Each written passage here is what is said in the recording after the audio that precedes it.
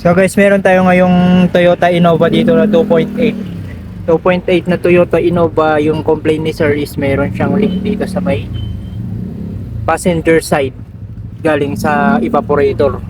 And i-check natin kung barado lang yung hose. Tips lang to na pwede nyong gayahin kung nangyayari to sa inyo. Pwede ninyong gawin lang itong gagawin namin. Ito yung hose nung papuntang evaporator palabas ng gagawin natin to guys is hanginan lang natin yung hose palabas dito sa baba. Check natin kung barado. Kung barado yan, lalabas yung mga tubig dyan sa loob.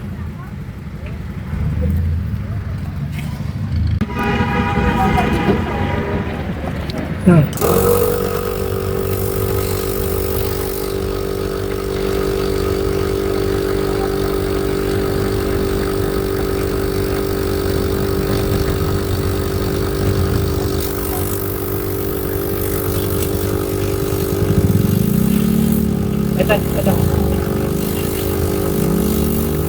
Bumaban. Oh, sige pa. Sige pa.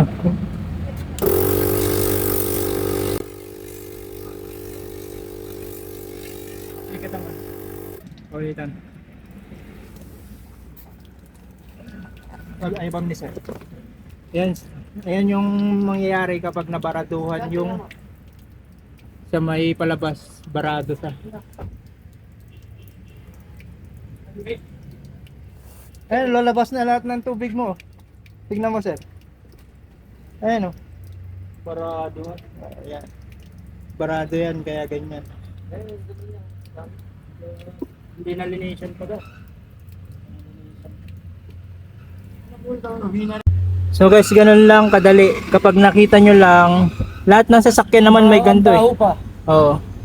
Lahat ng sasakyan, ganito yung nangyayari kapag madumi na or barado yung hose papunta palabas ng sasakyan. Talaga maglilik dito. Maglilik dito yung tubig kasi wala na siyang lalabasan, maghahanap ng butas. Ngayon, binugahan lang natin ng hangin yun.